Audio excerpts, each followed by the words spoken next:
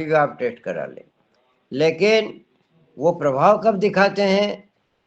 जब प्राण शक्ति निर्बल हो जाती है, वरना प्राण शक्ति उन कीटाणुओं को नष्ट कर देती, समाप्त कर देती है। कोई गोली ऊपर से दवाई की आवश्यकता नहीं पड़ती। हमारे अंदर व्यवस्था भगवान ने ऐसी कर रखी है कि स्वास्थ्य का काम देख रेख का प्राण शक्ति का रहता है। डॉक्टर ने मान लो गोली दे दी है, तो गोली जाके गल जाएगी शरीर के अंदर, गलाएगा कौन?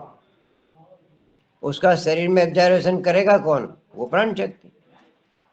अगर वहां भी प्राण शक्ति नहीं हुई तो गोलियां कुछ काम नहीं करेगी। आपने देखा होगा, बहुत सारे मरीज अस्पतालों में पड़े रहते हैं, दवाइयां देते रहते हैं, ठीक नहीं होते हैं, और बहुत सारे कुछ ही दवाई दे करके तुरंत ठीक भी हो जाते हैं। इनमें क्या है?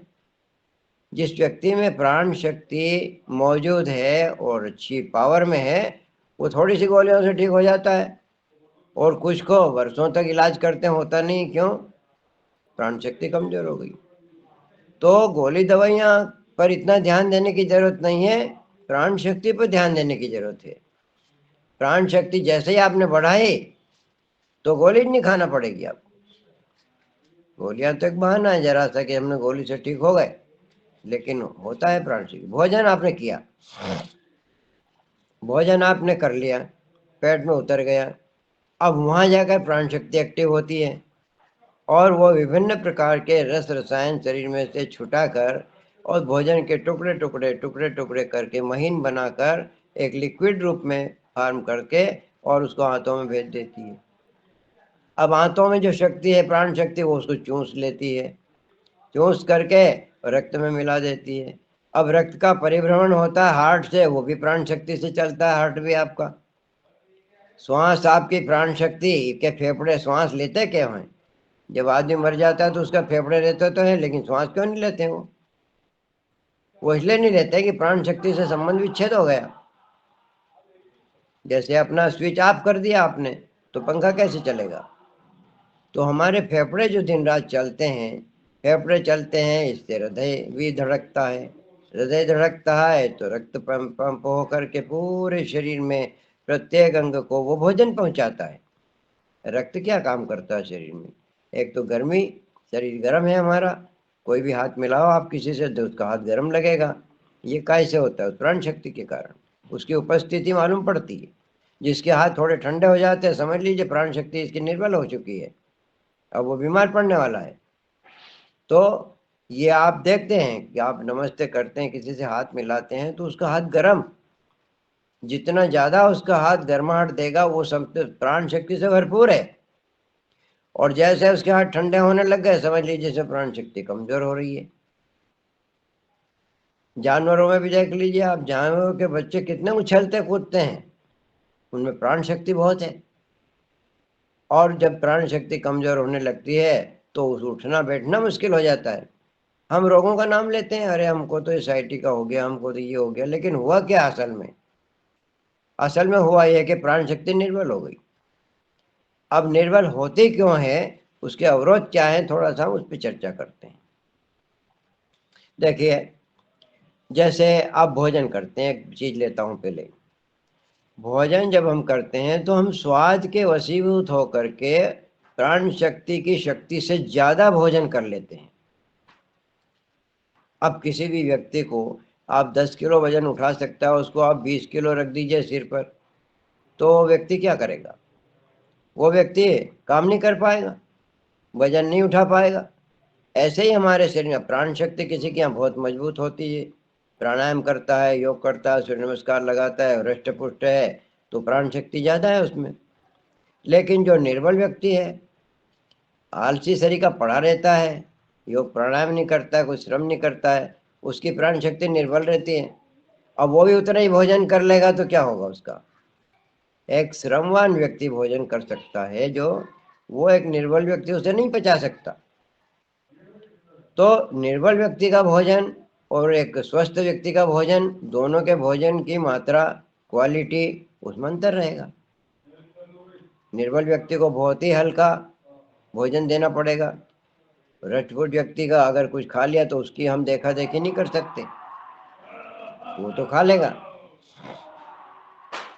तो ये भोजन के द्वारा। दूसरा, आजकल की जो जीवनचर्या है वो अर्थ की ओर ज़्यादा झुकी हुई है। पैसा कमाना है, पैसा कमाने के लिए सारे नियम उनके अपने को बदल लेते हैं। कब भोजन करना, कब सोना, इसका कोई नियम नहीं है। अब शरीर को जब आप आराम देते हैं तो प्राण शक्ति पुनः अपनी शक्ति खोई हुई को प्राप्त करती है। जैसे भोजन पचाने के लिए जब वो खर्च होती है तो एक सीमित मात्रा में आवश्यकता के हिसाब से हमें भोजन करना चाहिए। जो आवश्यकता के हिसाब से भोजन करेंगे तो प्राण शक्ति उतनी ज़्यादा व्यय नहीं होगी हमारी। हम बोलते हैं तो प्राण शक्ति का व्यय होता है, हम बैठे हैं तो प्राण शक्ति का व्यय होता है, हम खड़े हैं तो प्राण शक्ति का व्यय होता है, हम बातें सुनते हैं, कान भी हमारे अगर काम करते हैं तो प्राण शक्ति की वजह से। निरंतर प्राण शक्ति हम खर्च तो करते रहते हैं, लेकिन उसकी प्राप्ति के उपाय के बारे में कभी सोचा नहीं। क्या ये अक्षय भंडार है?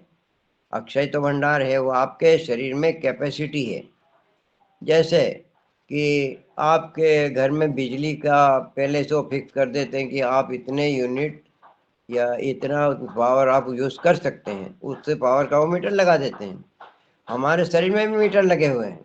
हम बाहर से प्राण शक्ति लेते हैं कितनी, जितनी हमारे शरीर की क्षमता है। हमारे शरीर में ये प्राण शक्ति विभिन्न चक्रों में आती है। आपने योग में सुना होगा सहस्त्रार चक्र, मूलाधार चक्र, स्वादिष्ठान, मणिपुर, अनहद, विशुद्धि, आज्ञा, अनहद, ये आगे जो चक्र होते हैं ये प्राण के स्टोर करने के घड़े हैं। जब हम कुंभक करते हैं प्राणायाम में तो उस समय ये घड़े भरते हैं। कुंभक क्या है, मतलब क्या, घड़ा। ये जो घड़े हैं प्राण शक्ति को इकट्ठा करने के, इनको कुंभ कहते हैं। और इनमें अगर श्वास रोकी तो उसका नाम क्या हुआ, कुंभक। आपने पूरक किया फिर कुंभक, उस कुंभक के समय ये घड़े भरते हैं और पूरी प्राण शक्ति ऊर्जा से आप भरपूर हो जाते हैं जब योग के बाद घर जाते हैं। तो एक तो हुआ हमारा प्राणायाम। दूसरा, नींद। नींद पे आजकल लोग बहुत कम ध्यान देते हैं। ठीक है, सो लेंगे, कभी भी सो लेंगे, नहीं, ऐसा नहीं। नींद के भी नियम होते हैं। श्रम के बाद विश्राम का जोड़ा है। बिना विश्राम के कोई श्रम कर नहीं सकता है, और परमात्मा ने इसकी व्यवस्था पहले ही कर दी है। आपको काम करने के लिए सूर्य निकलता है, दिन भर रहता है, उसमें आप ऊर्जा रहती है, काम करिए। सूर्य जब अस्त हो जाता है तो रात हो जाती है, अंधेरा हो जाता है, उसमें आपको सोना है। और नींद भी अंधेरे में ही आती है। उजाले में नींद, एक जबरदस्ती कोई थक जाए, थोड़ा लेट जाए, वो बात अलग है। बाकी गहरी निद्रा और गहरी निद्रा आना यानी प्राण शक्ति का स्टोरेज होना, जितनी क्षति हुई है उसकी पूर्ति होने लगती है। तो क्षति की पूर्ति करने के लिए निद्रा का होना बहुत आवश्यक। निद्रा के लिए क्या, एक वातावरण बनाना पड़ता है। बिल्कुल सारे काम छोड़ के और एकदम आप लेट करके अंधेरा कर लीजिए। अंधेरा करने के बाद आपके मस्तिष्क से मेलाटोनिन नाम का एक हार्मोन निकलता है। वो अंधेरे में ही निकलता है, अगर लाइट जला लोगे तो वो नहीं, बंद हो जाएगा। इसलिए अंधेरे में वो निकल करके वो आपको गहन निद्रा में ले जाता है। उसके बाद उसका काम क्या है कि आपके शरीर में दिन भर में खाने से, पीने से, श्रम करने से जो टॉक्सिन बने हैं, जहरीले टॉक्सिन बने हैं, उन सब को वो बाहर निकालता है, मेलाटोनिन। आप तो सो जाते हैं, आपको कुछ पता नहीं क्या हो रहा है शरीर में, लेकिन वो सुलाता है गहरी निद्रा में। यदि आप जाग गए तो उसका काम बंद हो जाएगा। बीच में आपको किसी ने उठा दिया तो मेलाटोनिन का निकलना बंद हो जाएगा। तो मेलाटोनिन कम से कम आपको 8 घंटे की नींद गहरी सुला करके पूर्ण विश्राम दे देता है, और आप तरोताजा होकर प्राण शक्ति से भरपूर होकर के सुबह उठते हैं तो एकदम आपको हल्का फुल्का लगता है। फिर आप श्रम करने लगते हैं उतना ही, रात को थक गए थे फिर कर नहीं कर सकते थे, लेकिन सवेरे इतनी वो स्फूर्ति आप में कहाँ से आई? आप में ऊर्जा का भंडार भर गया, प्राण शक्ति का भंडार भर गया। तो नींद के द्वारा, ये नींद भी आपका ये जीवन का आवश्यक अंग है। जितना ध्यान आप भोजन पर देते हैं उतना ध्यान आपको नींद पर भी देना है। शरीर को स्वस्थ रखने के लिए भोजन, नींद, विश्राम, कभी कभी दिन में यदि आपको ज्यादा काम होता है तो एक झपकी, सोना नहीं, ओढ़ना नहीं, अपने आप आती है। आप जरा सा रेस्ट करके बदन को थोड़ा सा आराम दे करके बैठेंगे, लेटेंगे, तो एक छोटी सी झपकी आपको लगेगी और तुरंत आपको वापस फ्रेश कर देगी, काम करने के लायक। ज़्यादा जो काम करते हैं, ज़्यादा देर तक बैठते हैं, ज़्यादा देर तक जो खड़े रहते हैं, साधारण तौर पे किसी को नींद नहीं आती। साधारण तौर पे नींद क्या है? प्राण शक्ति का कम हो जाना ही नींद है। नींद आती ही तब है कि जब आपकी सारी शक्ति धीरे धीरे व्यय हो जाती है। आप देखिए, जिसमें प्राण शक्ति हो तो उछलता कूदता है, वो तो बैठता ही नहीं है। लेकिन हम ये देखते हैं कि जब प्राण शक्ति उसकी धीरे धीरे धीरे धीरे कम होती गई तो उसको अपने आप लेटना पड़ेगा, अपने आप उसकी झपकी लग जाएगी और थोड़ी सी झपकी के बाद उसकी क्षतिपूर्ति हो जाती है। तो ये प्राण शक्ति, इसको हमको संभाल के रखना है, इसकी सुरक्षा रखना है। अब भोजन में क्या होता है कि एक तो आवश्यकता से ज़्यादा हमने भोजन कर लिया, दूसरा हम भोजन को बार बार करते हैं। एक बार का किया हुआ भोजन 4.5 घंटे आमाशय में पेट में पड़ा रहता है। 4.5 घंटे के बीच में यदि आपने एक दाना भी खाया तो वो सारी आपकी भोजन की पाचन क्रिया को बिगाड़ देगा। ये अनुशासन, ये संकल्प लेना पड़ेगा कि हाँ, मैंने एक बार भोजन कर लिया है तो अब मुझे एक दाना भी नहीं खाना है, चाय भी नहीं पीना है, दूध भी नहीं पीना है, कोई रसाहार, कोई कह दे कि लो साहब एक चाय और ले लो, थोड़ी सुपारी ले लो, ये ले लो, मुंह का चलना बंद। अब ये अनुशासन बहुत कम लोग पालन कर पाएंगे, लेकिन मेरा कहना है आपसे, आप यदि इसको पालन करेंगे तो बीमारी आपके पास आएगी ही नहीं। भोजन जिसका अच्छी तरह से पच गया उसका मल भी अच्छी तरह से निष्कासित हो जाता है। अधपचा भोजन ही कब्ज बनता है। आपको कब्ज की अगर बीमारी है, इसका मतलब है कि आपने भोजन को ठीक से पचने नहीं दिया। भोजन पचने के लिए उसको छेड़ना नहीं, जो काम चल रहा है उसके बीच में उसको टोकना नहीं, यानी उसको दूसरा काम नहीं बताना। भोजन करने के बाद आपको श्रम भी नहीं करना, कुछ देर आपको विश्राम करना पड़ेगा। क्यों? कि वो जीवनी शक्ति भोजन पचा रही। अब आप श्रम कर रहे हैं तो जीवनी शक्ति श्रम में लग गई, अब वो भोजन पचाना उसने छोड़ दिया, या दो भागों में बढ़ गई। कुछ प्रतिशत में वो भोजन पचा रही है, कुछ प्रतिशत में आप श्रम कर रहे हैं। तो न तो पूरी ताकत से आप श्रम कर पा रहे हैं, न पूरी ताकत से आपका भोजन पच रहा है। तो आराम करना, भोजन करने के बाद कुछ देर आराम करिए। उस आराम करने में पूरी ताकत से वो आपकी जीवनी शक्ति भोजन को पचा देगी। भोजन की मात्रा, कितनी मात्रा हो, ऐसा एक उक्ति है कि भोजन करो तो पेट को आधा भरो भोजन से, 1/4 भरो जल से, और 1/4 रखो खाली, क्योंकि खाली जगह में ही कुछ काम होगा। अगर आपका कमरा खचा खच भर दे और फिर आपसे कहते इसमें काम करो तो हाथ पैर कैसे हिलाओगे? हाथ ही अड़ जाएंगे इधर। तो आप जहाँ योग करते हैं वो रूम कैसा है? आपके हाथ पैर हिल सकते हैं, आप हिल सकते हो, इधर उधर चल सकते हो, फिर सकते हो, क्योंकि वहाँ वैक्यूम है, खाली है। पेट भी जब खाली होगा तो उसमें भोजन का पाचन ठीक प्रकार से होगा। तो भोजन की मात्रा का मैंने बताया, मात्रा निर्धारित कर लीजिए। भूख भूख लगने पर भोजन करिए, नहीं तो होता क्या है, भूख तो लगी नहीं तो भोजन तैयार है, उन्हें कर लो, करना तो है ही, पर नहीं भूख अगर नहीं है तो भोजन नहीं करें। और इसके लिए आपको नियम बनाना पड़ेगा। भोजन एक निर्धारित समय पर आप करिए। जो भी समय आपका निर्धारित है उसी समय पर लगातार हर रोज आपको भूख लग जाएगी। जैसे ही आपने शुरू किया कि मैं 11 बजे भोजन करता हूँ, तो ठीक 11 बजे आपको अपना शरीर वो ऐसा घड़ी में बन जाएगा कि 11 बजे आपको ग्रेलिन नाम का एक रसायन होता है, ग्रेलिन, वो भूख लगाता है और मस्तिष्क को पता हो जाता है कि 11 बज गए, तो वो ग्रेलिन निकाल देता है और वो ग्रेलिन अब भूख लग के और भोजन की डिमांड करता है।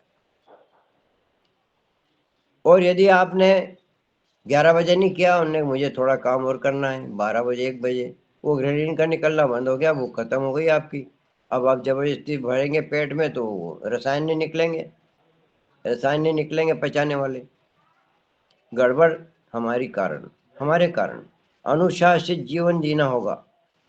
अनुशासित का मतलब होता है कि एक नियम बनाया और उस नियम के अंदर अपने ही बनाया हुआ नियम, दूसरे का बनाया हुआ नियम, खुद ही बनाइए नियम, और उसको नियमानुसार आपने भोजन किया, नियमानुसार उसकी मात्रा निर्धारित करी।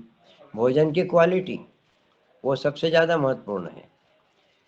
एक प्रकार का भोजन ऐसा कहा जाता है कि सबसे अच्छा भोजन क्या, जिसमें केवल एक ही तत्व हो। बहुत सारी चीजें हम एक साथ मिला लेंगे तो उनका तालमेल नहीं मिलेगा। एक का गुण दूसरा है, दूसरे का गुण अलग है, वो एक दूसरे के गुण को काट देंगे और जो नया पदार्थ बनेगा वो हमारे शरीर के काम का नहीं। जैसे भोजन के एक तत्व होते हैं कार्बोहाइड्रेट, प्रोटीन, चिकनाई, खनिज लवण और जल। ये भोजन के मुख्य मुख्य तत्व हैं। अब देखिए आप, कार्बोहाइड्रेट का मतलब होता है हमारे गेहूं, चावल, आलू, जिन चीजों को खाते खाते मुंह में मीठा लगे, चबाते चबाते स्वाद में मिठास आ जाए, तो वो समझ लो कार्बोहाइड्रेट है। अब ये कार्बोहाइड्रेट हमारे शरीर में करता क्या है, हम इसे क्यों लेते हैं? ये हमारे शरीर की एक तो गर्माहट और ऊर्जा, काम करने के लिए शक्ति देता है, ये कार्बोहाइड्रेट कहलाता है। अब इसमें रोटी बनाते हैं आप, गेहूं की, ज्वार की, जिसकी भी बनाते हैं, आटे की, चावल है, ये सारे चबाते चबाते मुंह में मीठे लगने लगते हैं। जितनी बार आप चबाओगे उसकी मिठास बढ़ जाएगी। ये हुआ कार्बोहाइड्रेट। अब कार्बोहाइड्रेट का पाचन होता है हमारे मुंह में लार से। जब हम ज्यादा बार चबाएंगे तो लार ज्यादा मिलेगी और वो मुंह में ही पच जाएगा। इसके बाद में वो पेट में जाएगा, वहां पेट में कोई लार नहीं है, वहां दूसरी चीजें हैं, तो वहां इसका पाचन नहीं होता कार्बोहाइड्रेट का, सिर्फ मुंह में ही होता है। मुंह के बाद वो आमाशय में जाएगा तो वहां भी ये पाचन उसका चलता रहेगा, अगर वो सिंगल है तो। अगर उसके साथ आपने प्रोटीन खा लिया, अर्थात दालें, सारी दालें प्रोटीन है, मांस, दूध वगैरह ये भी प्रोटीन होते हैं, तो ये प्रोटीन अगर कार्बोहाइड्रेट के साथ खा लिया, तो प्रोटीन यदि मुंह में है रोटी के साथ, तो फिर आपकी लार नहीं निकलेगी। क्यों? प्रोटीन को आवश्यकता है एसिड की, वो एसिड में पचता है और वो रहता पेट में। मुंह में दाल का कोई पाचन नहीं होता है। यदि वो रोटी के साथ उपस्थित है तो वो अपना, ये आपका लाला साहब जो लार है वो नहीं निकलने देगा, तो वो रोटी आज पची रह जाएगी। इसलिए ये नियम की बात है, हालांकि अटपटा जरूर लगेगा आपको कि दाल रोटी हम साथ खाने का रिवाज है, लेकिन वैज्ञानिक दृष्टि से देखो तो पहले रोटी को खूब चबाओ, रोटी को उतार लो, उसके बाद में आप दाल की एक चम्मच ले लो, वो सीधी उतर जाएगी पेट में। दाल क्या होती है, वो एसिड में पकती है, हाइड्रोक्लोरिक एसिड, वो सूटता है पेट में। अब पेट में जा करके हाइड्रोक्लोरिक एसिड छूटेगा तो सारे प्रोटीन को पचा दे। दाल प्रोटीन होती है। अब प्रोटीन का काम क्या है? शरीर की बढ़ोतरी करना, शरीर का विकास करना, वजन बढ़ाना, ये काम है प्रोटीन का। अब कुछ लोग ऐसे होते हैं जिनको बाढ़ की आवश्यकता है, जैसे बच्चे 25 साल तक के, उनका शरीर बढ़ता है, तो उनको तो प्रोटीन की आवश्यकता है, लेकिन जिसका शरीर बढ़ चुका है, अब कुछ बढ़ने की गुंजाइश नहीं है, जो है उसी को मेंटेन करना है, तो उसको प्रोटीन कम करना पड़ेगा। वरना क्या होगा, प्रोटीन की अधिकता से यूरिक एसिड बन के उसके घुटने वगैरह में जो रोग होते हैं, गठिया वगैरह का, ये होना शुरू हो जाएंगे। इसलिए उसको प्रोटीन कम करना पड़ेगा। और 50 साल के बाद तो प्रोटीन छोड़ ही देना चाहिए, क्योंकि अब उसको कोई शरीर बढ़ाना नहीं है, कोई वजन बढ़ाना नहीं है, उसको तो कार्बोहाइड्रेट चलेगा। अब ये वैज्ञानिक का इसका हिसाब किताब है, हालांकि इसके बारे में बहुत कुछ जानकारी रहती नहीं लोगों को, पर कुछ कुछ जानकारी होना बहुत जरूरी है। तो भोजन की मात्रा में हम ये ध्यान रखें कि प्रोटीन के साथ किसका किसके साथ मेल है, ये एक विषय है। मैं कुछ मेरे पास इसकी जानकारी है, चाहो तो मैं इसको अब शेयर कर देता हूँ आपको। भोजन का किस किसके साथ मेल है और कौन सी चीज किसको आवश्यक है।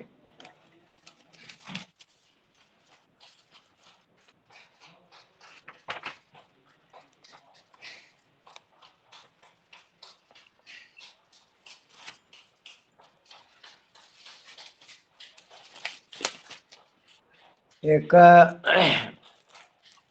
अब ये मेल वाला ढूंढना पड़ेगा। तो इस प्रकार से मैंने बताया आपको। अब मैं कुछ चीजें आपको अम्लीय और क्षारीय आहार की बता देता हूँ। अम्लीय आहार और क्षारीय आहार। अम्लीय आहार में कार्बोहाइड्रेट, चिकनाई, घी तेल वगैरह जो हम खाते हैं, ये भी इसका प्रभाव होता है अम्लीय। ये भी आवश्यक तो है, लेकिन इसकी आवश्यकता हमारे शरीर में कितनी है, 20%। 20% आहार अम्लीय चाहिए, जिसमें कार्बोहाइड्रेट, प्रोटीन और चिकनाई, ये तीनों चीजें अम्लीय होती हैं। और ये तीनों चीजें हम पका कर ही खा सकते हैं। यदि हमने प्रोटीन को परिष्कृत रूप में खाया, तो प्रोटीन मैंने दालें, दालों को जब हम पकाएंगे तो वो अम्लीय हो जाएगी। अगर इसको क्षारीय रूप बनाना है दालों को, दाल यानी तुअर है, मूंग है, उड़द है, मसूर है, बटला, द्विदल, जिनके भी दो दल होते हैं, वो आपको प्रोटीन, तो उनको कैसे अंकुरित करके खाइए आप। मूंग अंकुरित, चने अंकुरित, मूंगफली के दाने अंकुरित, तुअर अंकुरित, सोयाबीन अंकुरित, जितने भी दो दल हैं, द्विदल, वो सारे के सारे उनको अंकुरित कर लीजिए, तो उनका अम्लत्व खत्म होकर वो क्षारीय हो जाएंगे। वही भोजन अम्लीय का काम करता है, वही भोजन क्षारीय का काम करता है। खाने के तरीके ये बदल गए। यदि चूल्हे पे चढ़ाकर उनको पकाया तो अम्लीय रहते हैं, पर अम्लीय की मात्रा 20% से ज्यादा होना नहीं शरीर में। जबकि हमारा मुख्य भोजन क्या है, अन्न और दाल है। सब्जियां हम बहुत कम खाते हैं, सब्जियां क्षारीय होती है। तो अगर इस अम्लीय भोजन को भी हम उचित तरीके से खाएंगे तो ये भी क्षारीय का काम करेगा। गेहूं को अंकुरित कर लीजिए, गेहूं का आटा, उसकी रोटी बनाएंगे, वो अम्लीय भोजन है। लेकिन यदि उसको अंकुरित कर लिया तो वो भी क्षारीय हो गया। दालों को अंकुरित कर लिया, वो भी क्षारीय हो गया। क्षार की मात्रा हमारे शरीर में 80% चाहिए। अम्ल की अम्लीय भोजन की मात्रा हमारे शरीर में 20%। अम्लीय भोजन रोग पैदा करता है जब इसकी मात्रा ज्यादा हो जाती है 20%। क्षारीय भोजन रोगों को दूर करता है। आपने सुना होगा कि जब कोई आदमी बीमार पड़ता है तो चिकित्सक लोग क्या कहते हैं, फल खाइए।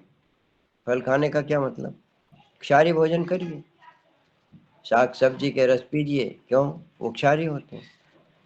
सभी आपको यही कहेंगे कि क्षारीय भोजन बढ़ाओ। तो वो क्षारीय भोजन तो कहना नहीं चाहते, वो उनको दूसरे शब्दों में कहते हैं फल फ्रूट खाओ, या सब्जियों के रस पियो, वो भारी अन्न मत खाओ।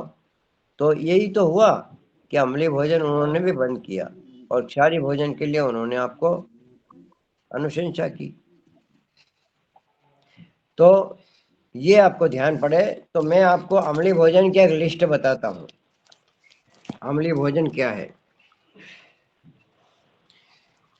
ये पूरा गेहूं जिसका हमने आटा पिसाया, रोटी बनाई। अब इसमें मैं ये बातें भी बोल रहा हूँ। अंडा, अंडे की जर्दी, ये सब आते हैं अमली भोजन। गोमांस, मुर्गी का मांस, गाय का लीवर, मैदा, मेढ़ा का मांस, ये जितने भी मांस होते हैं सारे अम्लीय होते हैं। ये 20% खाने वाले अगर कोई हैं तो 20% ज्यादा नहीं खाएं, वो खाएंगे तो बीमार होंगे। चावल, पूरे गेहूं की रोटी, मैदे की रोटी, मकई, अंडे की सफेदी, मूंगफली, कच्ची मक्का, अखरोट, बादाम, दालें, चॉकलेट, शराब, छेना, दही, मक्खन, ये सारे भोजन अम्लीय हैं। यदि इनकी मात्रा 20% से ज्यादा हो गई तो फिर आपको रोग होना शुरू हो जाएंगे। क्षारीय आहार बताता हूँ आपको। गुड़ होता है, उसकी राब बनती है। अंजीर, पालक, सूखा दूध, कागजी बादाम, खजूर, बीट, गाजर, खीरा, लेटुस, आलू, नारियल, पाइनएप्पल यानी अनानास, पीला आलू, मीठा आलू, बंद गोभी, खुबानी, केला, नींबू, टमाटर, फूल गोभी, ये सब जितने भी सब्जियां और फल हैं वो सभी क्षारी होते हैं। लेकिन यदि उनको पकाया, सब्जी को है तो क्षारी, लेकिन चूल्हे पर पका दिया तो अम्ली हो गई, वो दुष्पाच्य हो गई, वो बड़ी मुश्किल पचेगी। जो चीज हम कच्ची खा सकते हैं उसको कच्ची खाएंगे, वो क्षारी का काम करेगी। तेल में संशोधित करके सब्जी अगर बनाई तो पूरी अम्ली हो गई, अब उसके गुण तो नष्ट ही हो गए सब, केवल स्वाद है उसमें। तो ये आपका अम्ली और क्षारी भोजन का 25।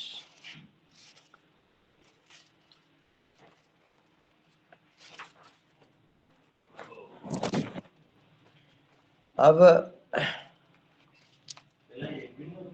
विटामिन के बारे में कुछ बातें आपसे करते हैं। विटामिन क्या होते हैं? हमने ये तो देख लिया कि हमारे भोजन में कार्बोहाइड्रेट होता है, फैट्स होते हैं, प्रोटीन होते हैं, खनिज लवण होते हैं। खनिज लवण, खनिज लवण और विटामिन।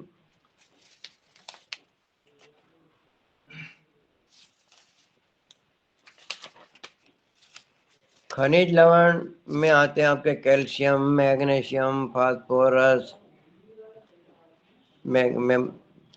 मैंगनीज, और इस प्रकार के जो पदार्थ जमीन में पौधों के द्वारा हमें प्राप्त होते हैं, वो जमीन से प्राप्त होते हैं, वो सब खनिज कहलाते हैं।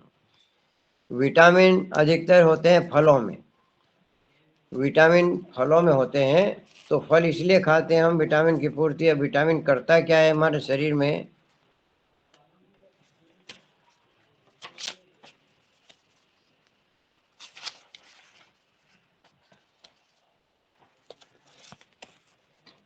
विटामिनों की कमी के ऐसे बहुत से हल्के और गंभीर चिन्ह हैं जो आसानी से पहचाने जा सकते हैं। आप भी अपना या अपने स्वास्थ्य का निरीक्षण करके यह निश्चय कर सकते हैं कि आपको विटामिन अधिक मात्रा में प्राप्त करने की जरूरत है या नहीं है। किसी एक विटामिन की कमी होने की बात कहना भी गलत होगा, क्योंकि प्राय ऐसा होता नहीं है। अगर आप में किसी एक विटामिन की कमी के लक्षण गोचर होते हैं तो निश्चित है कि आपको विटामिन की कमी हो रही है। विटामिन ए, अब विटामिन ए की उपस्थिति, इसकी कमी होने से अगर आपको यह लक्षण अपने में देख पड़े होगा कि आपके परिवार या मित्रों में, परिचितों में देखने में आया होगा, रतौंधी, आंखों से कम दिखाई देना, विटामिन ए का चिन्ह है।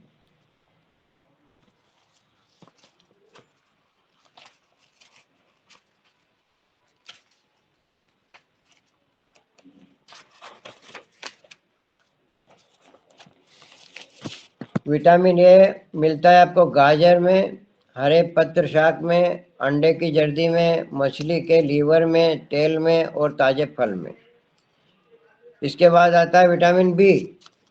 ये सेम, हरे पत्ते शाक, पूर्णान्न, अंडे की जर्दी, गाजर, गिरी, यकृत, गेहूं का अंकुरण और सोयाबीन।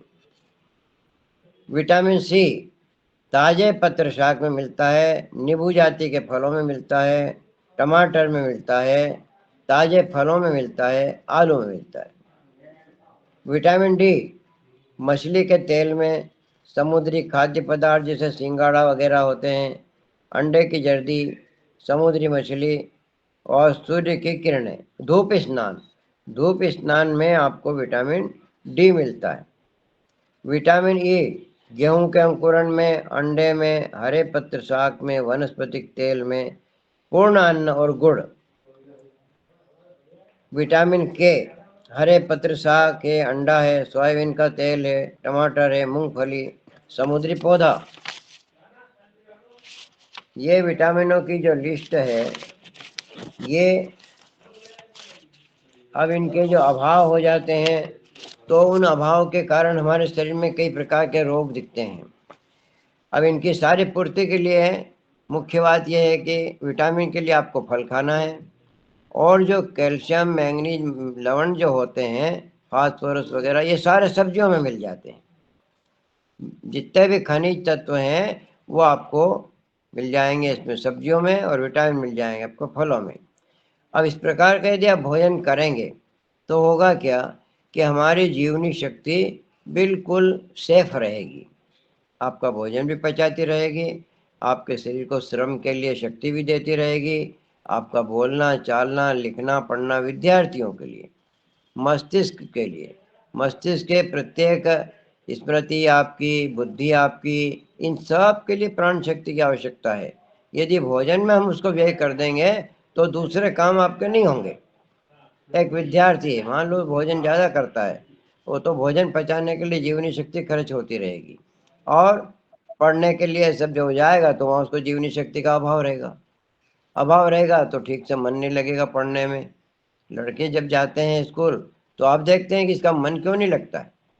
इसका मन इसलिए नहीं लगता कि जीवनी शक्ति इसकी दूसरे काम में लगी हुई है। जब तक वो दूसरे काम से नहीं छूटेगा तब तक उसका मन पढ़ने में नहीं लगेगा। एक श्रमिक है, यदि उसको श्रम में जीवनी शक्ति ज़्यादा चाहिए तो उसको भी भोजन लिमिट से करना पड़ेगा। अधिक भोजन करने वाला श्रम भी नहीं कर सकता, क्योंकि सारी शक्ति तो उसकी लग जाएगी भोजन पचाने में।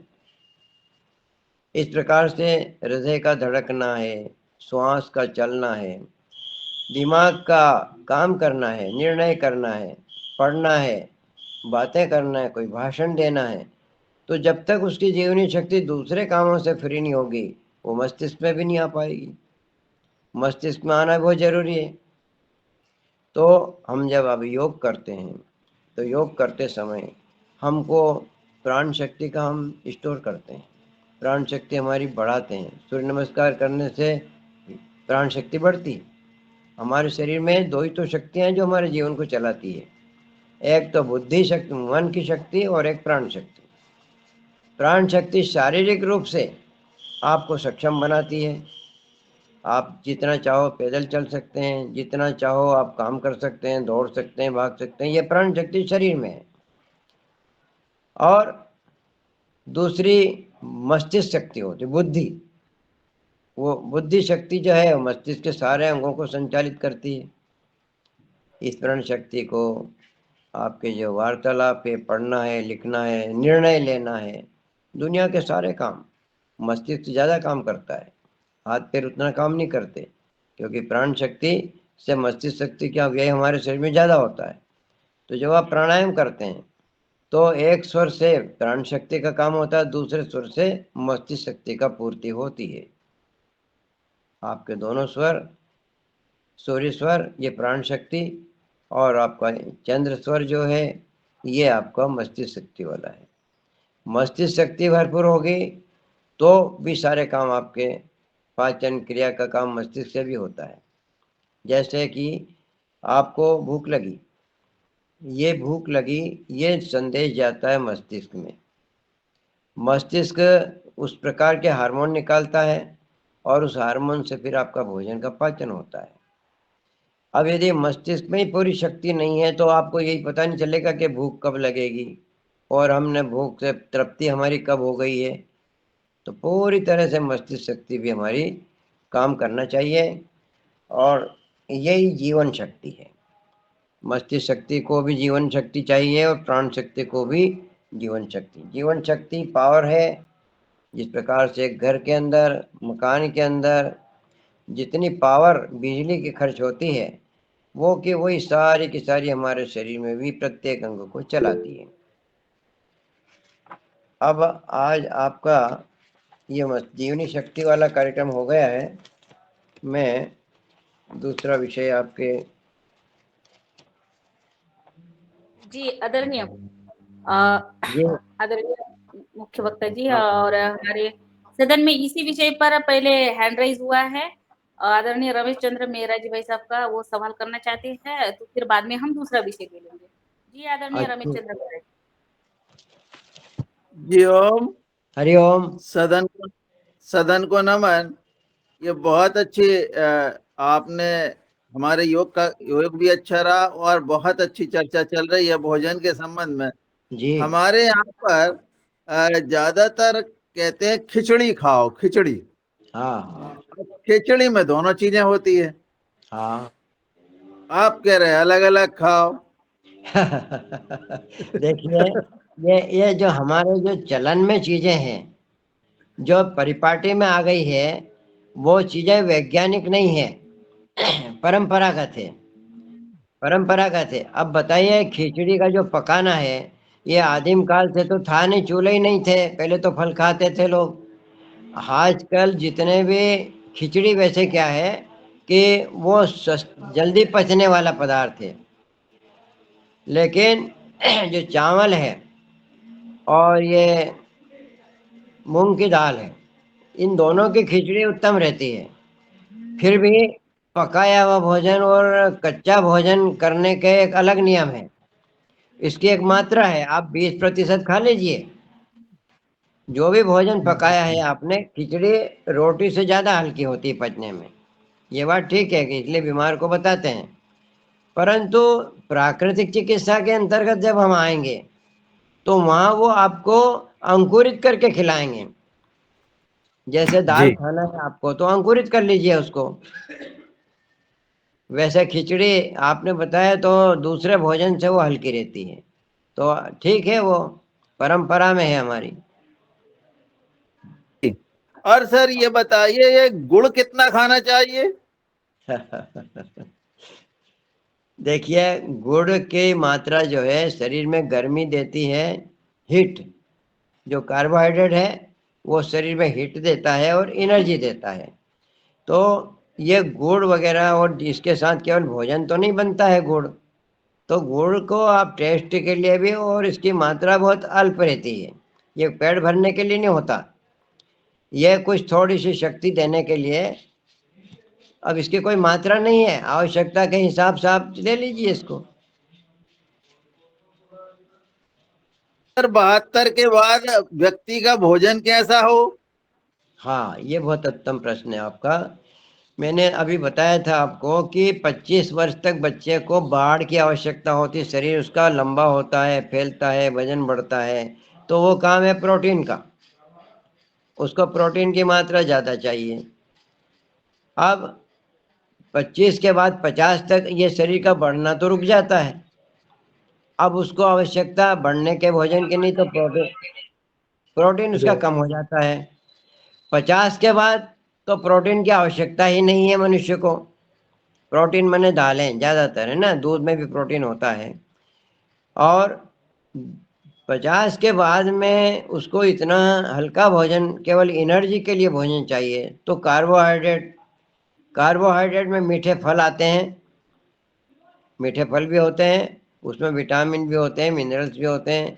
ज़्यादातर उस समय मनुष्य को मिनरल्स और विटामिन की आवश्यकता होती है, तो फल की मात्रा उसकी बढ़ाए और भोजन की मात्रा उसको 20% ही रहने दें, तो उसका शरीर बिल्कुल अच्छा और लंबा चलेगा, आयु उसकी बढ़ जाएगी। जी ओम ओम। ओम। जी जी धन्यवाद। और अतिशय सुंदर संवाद आज के हमारे मुख्य वक्ता जी के साथ। और भी कोई किसी का हैंड राइज है तो बताइए, मैं आप तक आ जाती हूँ, नहीं तो फिर आदरणीय श्री पवन कुमार सर। जी प्रणाली बहन जी, जी आपका स्वागत है। प्रणाली मराठी जी है देवगढ़ महाराष्ट्र से। ओम सदन को सादर वंदन प्रणाम। आज का मार्गदर्शन मनोहर लाल सोनी जी आपसे बहुत ही उत्तम दर्जेदार है। मेरा एक ही प्रश्न है कि बहुत लोगों की समस्या होती है कोलेस्ट्रॉल बढ़ना, शुगर बढ़ना। हाँ तो हाँ बहुत कोलेस्ट्रॉल के लिए कौन सा आहार हाँ पथ्य हाँ करना चाहिए? बहुत अच्छा प्रश्न है आपका। देखिए, जब हम भोजन करते हैं तो उसकी क्वालिटी होती है, उसका चुनाव होता है कि हमको कौन सा भोजन करना चाहिए। अब आप देखिए कि भोजन से रक्त बनता है और रक्त का जो बहाव होता है वो हार्ट से चलने वाली नसों के द्वारा होता है, उनको हम धमनी बोलते हैं, धमनी। और ये नसें हमारी, जैसे कि अच्छी सड़क होगा तो गाड़ी उस पर आराम से चलेगी, यदि रफ सड़क होगी, उबड़-खाबड़ होगी तो गाड़ी हमारी जल्दी खराब होगी। तो ये नसें हमारी रोड का काम करती हैं। इनमें होकर के रक्त बहता है और शरीर के एक-एक रोम-रोम तक वो रक्त पहुँचता है। वो रक्त इसलिए पहुँचता है कि उसमें ऑक्सीजन होती है। वो ऑक्सीजन शरीर के प्रत्येक सेल को आवश्यक होती है। वो शरीर की जान है। यदि वो किसी अंग को नहीं पहुँची तो उसका कारण क्या है कि नसों के अंदर रुकावट, जिसको आप कोलेस्ट्रॉल कहते हैं, वो कोलेस्ट्रॉल है क्या? वो हमारे द्वारा किया गया भोजन जो नहीं पचता है पेट में, अनपच रहता है, वो रक्त में मिल करके पूरे शरीर में घूमता है और उसकी क्वालिटी इतनी खराब होती है कि वो जगह-जगह जम जाता है काई के रूप में। जैसे आपने देखा होगा पानी बहता है तो पत्थर पे काई जमती है, तो उसी प्रकार से ये नसों के अंदर चिपकता चला जाता है।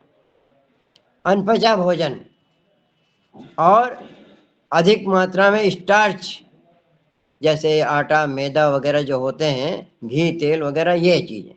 लिपिड लिपिड बोलते हैं ना, लिपिड प्रोफाइल। तो लिपिड जो होता है ये आंतों में चिपक करके उस नली को हार्ड कर देता है, सख्त बना देता है। शुरू में तो बड़ी लचीली रहती है वो, जैसे आप प्लास्टिक की नली लाओ बाजार से तो बहुत मुलायम होती है, लेकिन वही नली हमारे घर में काम आते आते बहुत हार्ड हो जाती है, फिर वो नमती भी नहीं है, हार्ड होकर फट जाती, तड़क जाती है। ऐसे ही हमारी जो धमनियाँ रक्त की नलियाँ हैं, उनमें खराब क्वालिटी का रक्त गया। वो खराब क्वालिटी बनी कैसे? हमारे भोजन के कारण। तो जब वो चिपकती चली गई और खराब हो गई, तो फिर उसमें जो स्पंज होना चाहिए रक्त का, जैसे हार्ट ने प्रेशर दिया तो नली फूल जाए, फिर वापस सिकुड़ जाए, ये उसकी इलास्टिसिटी है। ये इलास्टिसिटी उसका गुण है, फैलना सिकुड़ना, फैलना सिकुड़ना। तो जब धक्का आता है तो वो फैल जाए और फिर आगे सिकुड़ करके उस रक्त को आगे बढ़ा दे। ये गुण उस नली का हमारा समाप्त जब हो जाता है कोलेस्ट्रॉल के कारण, वो जो चिपकता है पदार्थ वो कोलेस्ट्रॉल है। अब वो कोलेस्ट्रॉल के कारण जब नसें इतनी भर जाती है कि रक्त का निकलना ही मुश्किल हो जाता है, और हार्ट के वहाँ जो 3 नसें होती हैं हमारी, कोरोनरी हार्ट बोलते हैं उनको, कोरोनरी धमनियाँ, तो उनमें जब भर जाता है तो हार्ट को रक्त नहीं मिलता। अब हार्ट जो काम करता है उसी का रक्त उसको ही नहीं मिलता है, तो बिना रक्त के वो काम कैसे करेगा? तो वो हार्ट अटैक माना जाता है कि भैया हार्ट को रक्त नहीं मिला तो बंद हो गया, काम करना बंद हो गया, तो उसने जो रक्त का बहाव था शरीर में वो बंद होने से आदमी की मृत्यु हो जाती है। अब ये कोलेस्ट्रॉल जो है ये बनता है खराब भोजन से। एक चीज और बता देता हूँ आपको, मुझे याद आ गई है, ये कोलेस्ट्रॉल टेंशन से भी बनता है, तनाव। मनुष्य को बहुत सारे काम ले लेता है सिर पर अपने और पूरे नहीं होते हैं या उसकी मर्जी के खिलाफ होते हैं तो उसको तनाव आता है। तनाव क्या है? तनाव हमारे जीवन में इतना आता है और होता क्या है उसमें कि मेरे मन की क्यों नहीं हुई, ये भी तनाव। मेरे मन का भोजन क्यों नहीं बनाया, ये जो कुर्सी मेरे मन लायक नहीं, मेरे कमरे को आपने गंदा कर दिया, उसकी मर्जी के खिलाफ जो जो बातें होती है वो प्रतिक्रिया करता है। प्रतिक्रिया के स्वरूप उसके मन में तनाव आता है। तनाव जब आता है तो हमारी रक्त की नलियां सिकुड़ जाती है। आपने देखा होगा, अनुभव किया होगा कि जब आपको तनाव आता है, गुस्सा आता है, तो आपका शरीर सारा अकड़ जाता है, ऐंठ जाता है। इसी प्रकार से इसके भीतर जो रक्त की नलियां हैं जिनमें रक्त आराम से बह रहा था, वो सिकुड़ जाती है। अचानक सिकुड़ जाती है तो रक्त का बहाव उससे भी रुकता है। कभी कभी तो इतना ज्यादा सिकुड़ता है कि हार्ट बंद हो जाता है, मृत्यु हो जाती। तो भोजन के साथ में ये भी ध्यान रखना पड़ेगा कि केवल भोजन ही इसका दोषी नहीं है। ये तनाव के कारण भी नसें सिकुड़ती है, और जब सिकुड़ जाती है, और देखिए यहीं पर अवसर है तो मैं आपको बता भी देता हूँ, ये तनाव को रिलीज कैसे करना, एक दिन मैं इस पे बोलूँगा। तनाव को रिलीज करने के लिए हमको ध्यान करना पड़ता है, योग निद्रा करना पड़ती है। उसमें हम तनाव को समाप्त करके उन्हीं नसों को ढीली कर देते हैं। जब वो ढीली हो जाती है तो रक्त का बहाव बड़े आसानी से होने लगता है। तनाव समाप्त हुआ, नसें ढीली हुई और आपका रक्त का फ्लो चला है। और ध्यान और योग निद्रा जैसे योग में उपाय हैं हमारे पास कि उनसे वो कोलेस्ट्रॉल भी समाप्त हो जाता है। कोलेस्ट्रॉल बिल्कुल समाप्त हो जाए। और मैं इसका उदाहरण बैठा हूं आपके सामने। एक बार मेरे को ठंड के दिन, ठंड में से भी नसें सिकुड़ती है। यदि आपने ठंड के दिन में ठंडे पानी से नहा लिया और यदि आपके शरीर में इतनी शक्ति नहीं है बर्दाश्त करने की, तो सारी नसें ब्लड की आपकी सिकुड़ जाएगी और रक्त का बहाव रुक जाएगा। अकेला कोलेस्ट्रॉल भी जवाबदार नहीं है इसके लिए। कोलेस्ट्रॉल जमता है वो एक भोजन के द्वारा जमता है, लेकिन वो तनाव के द्वारा भी बनता है। यदि तनाव है तो कोलेस्ट्रॉल बनेगा आपको, और वो भी आपकी नसों के अंदर चिपकेगा। तो भोजन के साथ साथ तनाव, ये सारी योग की चीजें हैं। और तनाव का रिलैक्सेशन जो होता है वो योग निद्रा में होता है और ध्यान में होता है। जब हम ध्यान करते हैं तो हमारा सारा शरीर ढीला हो जाता है, शरीर का एक एक पार्ट ढीला हो जाता है। हमारी जो तेज चलने वाली सूर्य नाड़ी है ये मंद हो जाती है। ये सूर्य नाड़ी ही तनाव दिलवाती है। जब हमारी चंद्र नाड़ी चलती है तो चंद्र नाड़ी हमको रिलैक्सेशन देती है और सारी नसों को, सारे पार्ट्स को ढीला कर देती है। जब वो ढीले हो जाते हैं तो रक्त का बहाव बढ़ जाता है, सारे शरीर को भरपूर रक्त मिलने लगता है। ध्यान में होता है ये, इसीलिए ध्यान करते हैं। ध्यान बहुत महत्वपूर्ण है योग में। ध्यान करते समय शरीर के जो रक्त के बहाव है वो बहुत ईजी हो जाते हैं, और आप देखते हैं कि ध्यान के बाद आप हल्के फुल्के हो जाते हैं। शरीर की सारी बीमारियों का इलाज अगर कहीं है तो योग में है। ध्यान और योग निद्रा उसके इतने महत्वपूर्ण आइटम है। मैं एक दिन कराया था शायद थोड़ी देर के लिए मैंने योग निद्रा, योग के टाइम में, तो आपने अनुभव किया होगा। तो ध्यान और योग निद्रा हमारे तनाव को कम करते हैं। आपके कोलेस्ट्रॉल की समस्या, हार्ट की समस्या बिल्कुल समाप्त हो सकती है। जी जी आदरणीय, धन्यवाद, अतिशय सुंदर। और मैं आगे आदरणीय प्रदीप राज वर्मा जी, इटारसी नर्मदापुरम से है, उनका सवाल है, शायद उनका हैंड राइज है। जी आदरणीय प्रदीप राज वर्मा जी। ओम। ओम।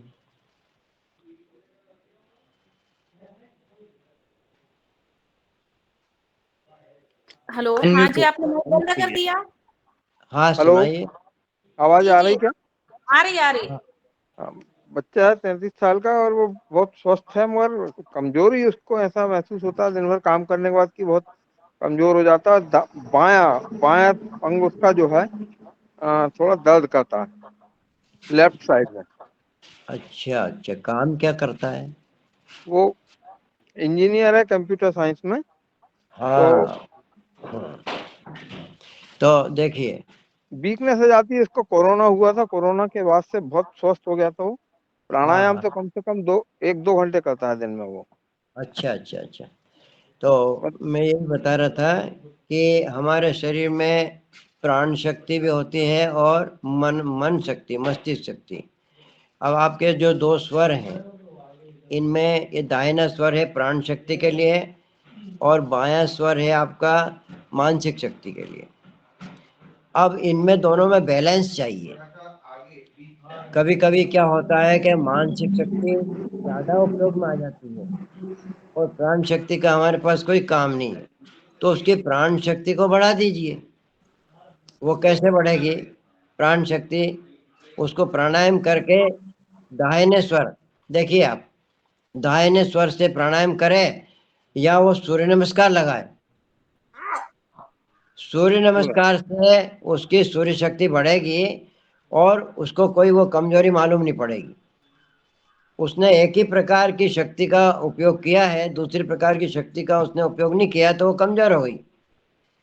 तो सूर्य नमस्कार जब आप उससे करवाएंगे तो उसकी प्राण शक्ति अपना बढ़ने लगेगी और दाहिने स्वर से वो प्राणायाम ज्यादा करे, भ्रसरिका प्राणायाम करेगा दाहिने स्वर से तो उसको एनर्जी की पूर्ति हो जाएगी।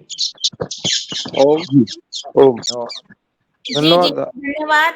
और मैं आगे आदरणीय ओम आदरणीय दिनेश सेमवाल जी भाई साहब का हैंड रेज था।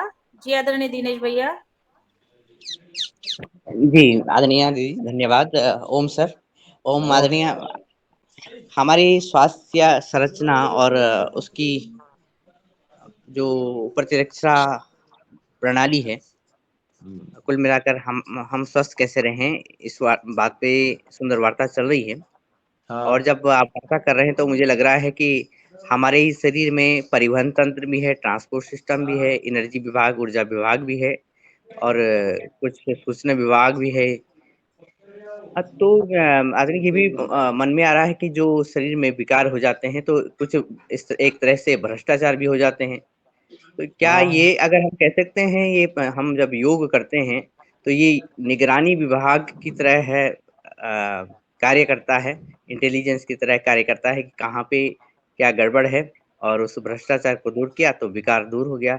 मैं ये पूछना चाह रहा था। और साथ में बहुत बार इस मंच पर भी और अन्य जगह पे भी आजकल वार्ता आ रही है कि हम गेहूं कम खाएं, गेहूं न खाएं, ऐसी भी बात हो रही है। तो आपका मार्गदर्शन चाहिएगा। धन्यवाद। मुझसे क्या कुछ पूछना चाहते हैं आप? जी जी, जो गेहूं की बात आ रही है कि कुछ कारणों से कि ग्लूटीन की मात्रा के कारण भी कहा जा रहा है, लेकिन गेहूं को अपने भोजन में कम करें ये बात भी आ रही है। तो ये कितना मतलब कितना प्रासंगिक है या कितना सही है? किसी भी गेहूं तो कार्बोहाइड्रेट होता है, प्रोटीन में आती है दालें। तो आप ये पूछना चाहते हैं कि क्या कार्बोहाइड्रेट की मात्रा क्या होती है कि जो आदमी श्रम करता है और एक आदमी आराम करता है, अब दोनों के भोजन को अंतर तो करना पड़ेगा। उसकी डाइट अलग होगी, उसकी डाइट अलग होगी। जो आदमी भयंकर परिश्रम करता है, कठिन परिश्रम करता है तो उसकी मात्रा बढ़ जाएगी और जो आदमी आराम करता है उसकी मात्रा तो कम हो जाएगी। ये तो आपके श्रम के ऊपर है, आपकी लाइफ स्टाइल कैसी है, आपका स्वास्थ्य कैसा, आपकी उम्र कितनी है, उस पर भी निर्भर करता है। सभी लोगों को एक जैसी डाइट नहीं होती है, बच्चे की अलग, बूढ़े की अलग, जवान की अलग, बीमार की अलग, स्वस्थ की अलग। जी जी जी जी आदरणीय। और आगे चलते हैं आदरणीय उमाशंकर प्रसाद भाई साहब। जी आपका सवाल है, आप कृपया अपना माइक ऑन करिए। और जी, सदन में उपस्थित सभी महानुभावों को सस्तुत नमन। सर का बहुत बहुत नमस्कार। हमारा एक प्रश्न है कि 60 साल के बाद बार बार पेशाब आने से उसमें क्या हम खान पान में परिवर्तन कर सकते हैं? दूसरा, एक हमारी पोती है 6-7 साल की, उसको दिमाग से मतलब थोड़ा सा पैरालिसिस टाइप पर हिलती डुलती है। बहुत जगह नस नाड़ी वाले डॉक्टर को दिखाया तो बोला मतलब ज्यादा सियान हो गई तो इसको दूर हो जाएगा, क्योंकि वो बच्चा पैदा हुई थी तो वो रोई नहीं थी, तो उसको उस तरीके 7 दिन हॉस्पिटल में भर्ती किए थे। तो उसमें थोड़ा सा वो दिक्कत है, तो उसमें क्या उसका खान पान रहन सहन क्या चीज में पर बदलाव करें? जी ओम। आपने 2 पेशेंट की बात बताई एक साथ। पहले पहले आपने ये बताया कि पेशाब की समस्या, तो उनकी उम्र क्या है? जी उनका उम्र है 60 वर्ष बताया 60 था। वर्ष। जी हाँ, देखिए हमारे शरीर में जो ये प्राण वायु है, ये 5 भागों में विभाजित होती है। नीचे के अंगों में अपान वायु, उसके बाद में समान वायु पेट में, नाभि के यहाँ। प्राण वायु होती है हृदय के यहाँ, और उदान वायु होती है कंठ में, और व्यान वायु होती है हमारे पूरे शरीर में। इन 5 प्रकार की वायु के अलग अलग काम हैं। यही पूरे शरीर की गतिविधियों के लिए जवाबदार है। अब ये जो गुर्दे वाली समस्या है, ये अपान वायु की समस्या है। अपान वायु क्या है? ये शरीर के टॉक्सिन्स वगैरह जितने भी हैं उनको सबको बाहर फेंकना। बाहर फेंकने का काम जितना है वो अपान वायु का है। अब पेशाब को बाहर यदि फेंकना है तो ये गड़बड़ी अपान वायु की है। अपान वायु उसकी कमजोर है। अब अपान वायु बढ़ाने के लिए करना क्या है? एक तो यह है कि गुर्दे जो हैं उनको ज्यादा काम दिया गया। कोई भी अंग कमजोर कब होता है हमारा? जब हमारी उसकी शक्ति से ज्यादा हम उसको काम दे देते हैं। गुर्दे का मुख्य काम क्या है? गुर्दे का काम है शरीर के जितने टॉक्सिन्स हैं उनको रक्त से छान करके बाहर भेजना, बाहर निकाल देना। जब उसको कार्य की अधिकता हो गई है तो वो कमजोर हो गया, उसकी शक्ति कम हो गई, तो उसको आराम देना है। कैसे देंगे उसको आराम आप? गुर्दे का दूसरा काम कौन करता है? हमारी त्वचा, चमड़ी पसीना निकालती। क्या निकालती है? पसीना। ये पसीना, अगर मान लीजिए गुर्दे कम काम करने लग गए हैं तो उनको थोड़ा रेस्ट दे दीजिए। वो रेस्ट कैसे मिलेगा? आप चमड़ी से पसीना निकल लीजिए, धूप स्नान कराइए,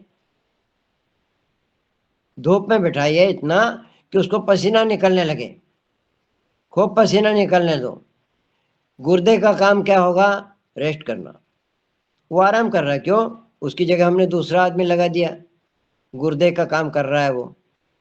तो पसीना निकालिए खूब, और धूप में निकालिए, आप भाप में ही निकालिए, भाप से भी निकाल सकते हैं, वो तरीके हैं मेरे पास में, वो भी बता दूंगा मैं।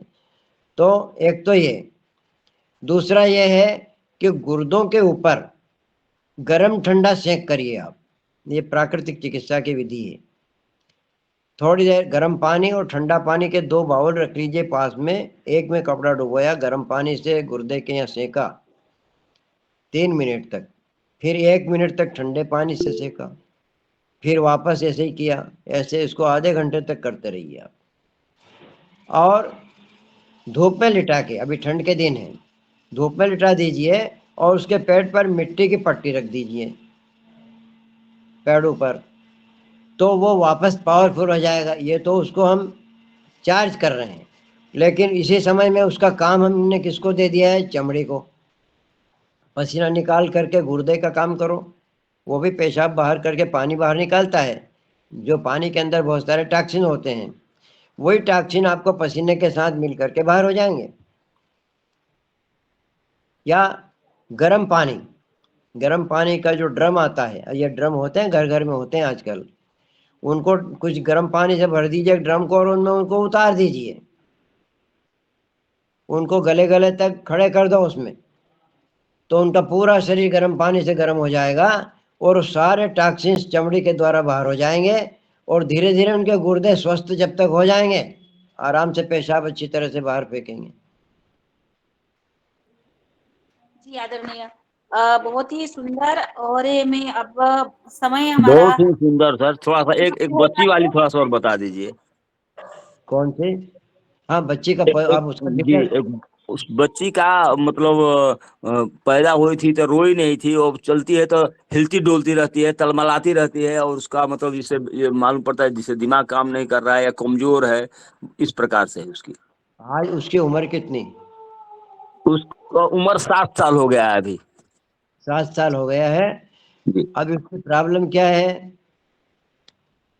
प्रॉब्लम वो जो चलती है तो जिसे मालूम पड़ता है कि डोलती रहती है दहा जैसा, और कमजोर बहुत ज्यादा है। याददाश्त वगैरह भी भूल जाती है, चाहे गिर जाती है चलते चलते, इस तरीके से ज्यादा दौड़ने वगैरह से मतलब ताकत नहीं मिलता उसका। हाँ, एक काम करिए, उसको धूप में बिठाइए, सिर पे गीला कपड़ा रख दो और उसकी रीढ़ पे धूप लगने दो, और हो सके तो उसको रीढ़ पे थोड़े सरसों के तेल की मालिश कर दो। मालिश करके औंधी लिटा दो उसको, तो धूप उसको कम से कम आधा घंटा आपको, प्रातःकाल की धूप 9 बजे के पहले पहले जो धूप होती है वो स्वास्थ्य के लिए अच्छी होती है। 9 बजे के बाद की धूप जो है वो फिर किरणों में जहरीलापन आ जाता है। 9 के पहले पहले उसको धूप में लिटाइए और उसकी रीढ़ पर सूरज की रोशनी को पड़ने दीजिए, भले ही पसीना आ जाए उसको। और बाद में जब उसको वहां से उठाओ तो एक ठंडे कपड़े से, गीले को पानी से उसको रीढ़ को पोंछ दीजिए, और फिर वापस से सूखे हाथ से हथेली से रगड़ के उसको गर्म कर दीजिए। उसकी रीढ़ से एनर्जी मिलेगी उसको, और उसके मस्तिष्क को भी मिल जाएगी, शरीर को भी मिल जाएगी। जी, बहुत बहुत धन्यवाद सर, बहुत बहुत धन्यवाद। सशक्त नमन बंदन। और ओम। ओम। मैं जी आदरणीय अशोक जी, जी आप अपना जी सवाल करेंगे और कम शब्दों में, हमारा समय थोड़ा हो रहा है और हमारे बहुत हाँ सारे हैंड रेज। जी एक भगवान सिंह जी हैं रायसेन से, उन्होंने कहा कि इस कार्यक्रम में जुड़िए। अतिशय कृषि सुंदर आप एक्सपर्ट जुड़े, हूँ। बहुत सुंदर, बहुत बहुत धन्यवाद आपका जुड़े। मैं कृषि एक्सपर्ट हूँ और मैंने अभी जंगल मॉडल पंचस्तरीय बागवानी सुभाष पालेकर जी का फॉलोअर्स हूँ। इसमें मैंने 14 साल से प्राकृतिक कृषि कर रहा हूँ, और अभी मैंने बिल्कुल अल्टरनेट तरीके से 25 वैरायटी के 451 पौधे 1 एकड़ में लगाए हैं। तो जी बस आदरणीय मैं इतना ही आज मैं अशोक इतना जी, ही अशोक इतना जी, ही जी जी मैं आपसे कह रही थी कि आप जैविक खेती कर रहे हैं और अतिशय सुंदर कर रहे हैं, तो आप आपका सवाल अगर हमारे आर पढ़ने से है तो कृपया सवाल करिए, नहीं तो फिर आपका मोबाइल नंबर डाल दीजिए और एक दिन हम आपको मुख्य हाँ वक्ता के रूप में आमंत्रित करेंगे, ठीक है? वही मैं कहना, मैं अभी योगा करने जा फॉलो करता हूँ 16 साल से। तो आज जो आदरणीय जी बोल रहे थे मुझे बहुत अच्छा लग रहा था, और मैं बिल्कुल दूंगा, तो उसमें पूरा मूल्यांकन और पूरा विधिवत और पूरा में उसका प्रेजेंटेशन आपके। जी धन्यवाद जी आदरणीय। आपका मोबाइल नंबर हाँ, मोबाइल नंबर ले लीजिए। जी बताइए। 10 क्या? हेलो, हाँ बताइए। 70 70 89 89 24 24 624। 624। ओके धन्यवाद, अतिशय सुंदर। और ओम जी, ओम ओम आदरणीय।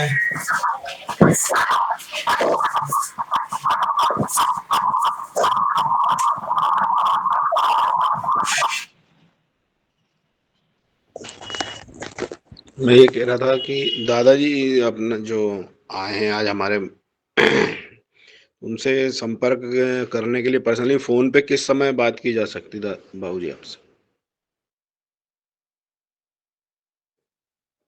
म्यूट है बाबूजी आपका, मोबाइल म्यूट है। जी हाँ मैंने म्यूट कर दिया था। जी अच्छा, कोई बात आवाज नहीं। थोड़ा इको हो रहा था। हाँ, तो 9 बजे के बाद आप 11 बजे, 9 से 11 तक, 9 से 1 मिनट, मैं कल से एक के पेशेंट ले रहा हूँ 10 बजे से, तो आप 10 बजे तक 9 से 10 में करिए, और उधर मेरे को 2 बजे से 4 बजे तक कर लीजिए। जी जी धन्यवाद। और मैं आगे आदरणीय श्री पवन कुमार सर, पतंजलि जैविक अनुसंधान केंद्र हरिद्वार से जुड़े हैं, और उनके नियंत्रण में ही ये हमारा कार्यक्रम चल रहा है, तो मैं उनको सादर आमंत्रित करती हूँ, आदरणीय पवन कुमार सर, और फिर बाद में हमारे चारों भाई हैं, उनके हैंड राइज भी लेंगे। जी, आदरणीय ओम पवन कुमार सर। ओम ओम जी जी नमस्कार। ओम। नंबर आज चाहिए के हमें, हमारे फोन नंबर। आज के हमारे मुख्य वक्ता मनोहर लाल जी का मैं हृदय से अभिनंदन करता हूं कि उन्होंने बहुत ही प्रैक्टिकल जो चीजें हैं, जो समस्याएं हैं, उनको प्राकृतिक रूप से हम अपना कैसे नियंत्रण कर सकते हैं, उसके बारे में बहुत अच्छी तरह से बातचीत की। और बहुत ज्यादा जिज्ञासाएं हैं, मेरी भी बहुत सारे प्रश्न हैं, लेकिन आज समय की बाध्यता को देखते हुए इसको हम आगे पोस्टपोन करते हुए मैं अनुरोध करूंगा कि आने वाले दिनों पर आप जरूर इस मंच पर आए और अपनी बात कहें, और हमारे बहुत सारे जो हमारे साथी हैं उनकी समस्याओं का, उनके प्रश्नों का निदान करेंगे। वो निसंदेह उनको बहुत ज्यादा लाभ होगा। मैं बहुत ध्यानपूर्वक आपके समाधान को मैंने सुना, समझने का प्रयास किया। और एक जो मेरा प्रश्न है कि जो आपने बताया था कि खाने के बीच में करीब 4.5 घंटे का जो बीच में कुछ भी नहीं खाना है, चाय भी हाँ। नहीं पीनी है, तो इस विषय पर हमारा अंतराल में हम पानी तो पी सकते हैं मेरे ख्याल से, तो पानी अरे की तो पानी तो जरूर पीना है। पानी जरूर पानी पीना है, लेकिन चाय बिल्कुल पानी नहीं पानी पीनी। भोजन में सहायक है, और ये चाय एक प्रकार का अवरोध है। जी, तो चाय नहीं पीनी है, लेकिन पानी जो खूब लोग कहते हैं कि काली चाय पी लें, हरी चाय पी लें। ये तो क्या है कि आपको कुछ पीने का बहाना है कि काली पी लो कि पीली पी लो, वो अवरोध डालती है। चाय हमारे पेट में जाकर के भोजन के पाचन में अवरोध डालती है। जितने सिक्रेशन होते हैं, हमारे पाचक रस निकलते हैं, उनको रोक देती है, यानी काम बंद पचने का। जी इसलिए चाय वाय नहीं पीना। हाँ, तो भोजन एक तो ये स्पष्ट हो गया आपके उसमें कि हम 4-4.5 घंटे का अंतराल में कुछ भी नहीं हाँ। ये पानी के अलावा भोजन अच्छा, करने की। दूसरी बात, ये एक और बात है कि उस समय केवल खाना बंद भी करना है और परिश्रम भी बंद करना है। मैंने कम से कम 1 घंटे तक भोजन करने के बाद श्रम नहीं करना है। बातचीत ज्यादा करना वो भी श्रम कहलाता है। आराम से लेट जाइए और भोजन को पचने दीजिए। 1 घंटे के बाद में आप छोटे मोटे काम करिए, और 2-3 घंटे के बाद तो आराम से खूब काम करिए। जी, इसीलिए शायद दिन के भोजन के बाद कुछ समय आराम की आराम जो बात। जरूरी है, तो और ताकि क्या होगा, हमारी जीवनी शक्ति ही तो सब काम करवाती है हमसे। और वो पूरा भोजन पचाने में अगर भिड़ गई है तो उसको पचाने दो, जी, उसको इसमें बेचारी को। एक हाँ, इसमें एक चीज और भी आजकल बातचीत होती है, वो है 8-16। 8 क्या घंटे के अंतराल में भोजन कर लें और 16 घंटे तक का व्रत करें, तो इसको भी कह रहे हैं कि इससे फायदा है, मतलब मैं उसमें मैं नहीं खाए। मैं एक दिन आपको उपवास के विषय में बोलूंगा, जरूर जरूर, तो उसमें ये सारी क्योंकि चीजें क्लियर मुझे हो जाएंगी। उस ये इसलिए भी शायद प्रासंगिक इसलिए भी है कि हम सब जो है कंजम्पशन हम ज्यादा कर रहे हैं, ये मेरा मानना धीरे धीरे समझ में आ रहा है। हम ज्यादा देखिए, हर चीज का वो कर रहे हैं, भोजन के हम साथ साथ चीजों का भी। अब हमने ऊर्जा तो इकट्ठी कर ली, भोजन पच गया है, लेकिन हम पड़ रहे हैं सोफे पे, तो उस ऊर्जा का उपयोग कहाँ है? यदि उस ऊर्जा का उपयोग नहीं किया गया तो शरीर की बाढ़ हो जाएगी, वजनदार हो जाएगा शरीर, और वो फिर आपके लिए समस्या हो जाएगी। तो जिस गाड़ी में 5 लीटर पेट्रोल में यदि आप वो 100 किलोमीटर चलता है, तो उसमें 10 लीटर पेट्रोल क्यों डाला जाए? आपको ऊर्जा की आवश्यकता है भोजन के द्वारा। तो आप तो स्वाद के लिए करते हैं भोजन, आपको श्रम के लिए चाहिए भोजन, कि शरीर हमारा काम करता रहे और इसकी टूट फूट जो हुई है उसकी पूर्ति हो जाए। अब ये यदि आप श्रम ज्यादा करते हैं तो आपको ज्यादा भोजन चाहिए। यदि आप श्रम नहीं करते हैं, कम करते हैं, तो आपको बहुत हल्का फुल्का भोजन चाहिए। जी जी, तो ये उपवास का जो आपका अगला सेशन होगा उसको सुनने के लिए मैं तैयार हूँ, हाँ। आगे तत्पर हूँ, और मैं हाँ। देखता हूँ हाँ। उसके लिए आई लुक फॉरवर्ड कि ये जब भी आप करेंगे तो हाँ। उसको आपको जरूर ध्यानपूर्वक सुनेंगे। आपका बहुत बहुत धन्यवाद, बहुत बहुत नमस्कार। आगे से संवाद जारी समापन रहेगा। समापन के लिए अपन शांति पाठ कर लें।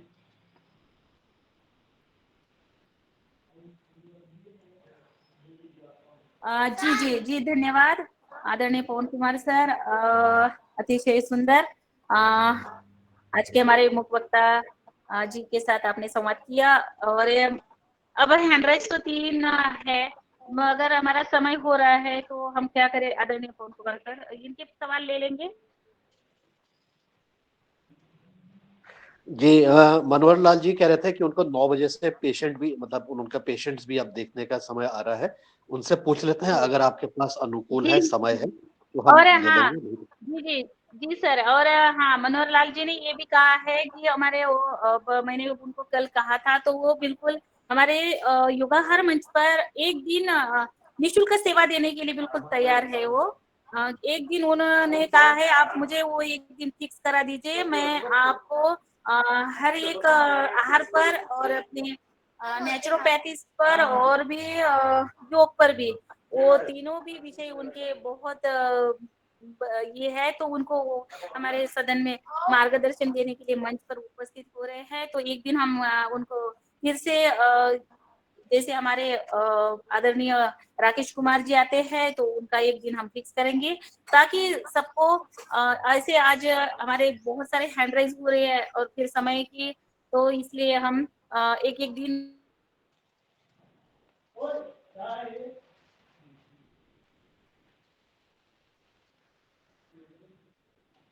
हैंड राइज ले देती हूँ। आदरणीय बुंदेला भाई साहब, अपना सवाल करिए। जी आदरणीय आदरणीय भाई साहब प्रणाम। भाई साहब, हार्निया की प्रॉब्लम के लिए जो हाथ उतरना है, इसके लिए ऑपरेशन के अलावा कोई और सजेशन है क्या भाई साहब? ये क्या हार्निया? जी अच्छा अच्छा,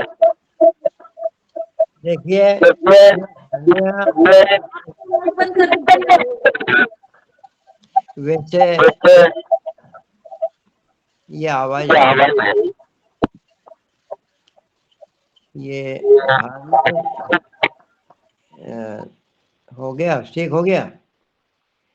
तो ये हार्निया जो है, ये तो जैसे अपन सर्वांगासन करते हैं, शीर्षासन करते हैं, नौकासन करते हैं, तो इनसे ये ठीक तो कर सकते हैं, लेकिन अगर एक बार आंतें नीचे चली गई है तो वो ऑपरेशन तो कराना ही पड़ता है। फिर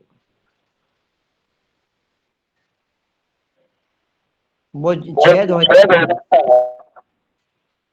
वो छेद हो जाता है झिल्ली में, उसमें से आंतें नीचे निकल जाती है, तो वो क्या करते हैं, वापस हाथ को भीतर करके छेद में टाँके लगा देते हैं। तो वो टाँकों वाला इलाज तो योग में होगा नहीं, आंतें जरूर हम वापस कर लेंगे, लेकिन वो पुनः फिर वापस चली जाएगी। तो डॉक्टर क्या करते हैं कि वो झिल्ली को सी देते हैं, उसके छेद, जो छेद अपन ने आंतों के द्वारा हो चुका है उसको हाथ भीतर करके वापस छेद बंद कर देते हैं, तो वो ऑपरेशन से ही होता है। जी भाई साहब, जी प्रणाम। जी आदरणीय, धन्यवाद। और अब हम समापन की तरफ चलते हैं। हैंड राइज तो है, मगर एक सवाल आदरणीय मुकेश कुमार जी का है, एक ले लेते हैं। आदरणीय मुकेश कुमार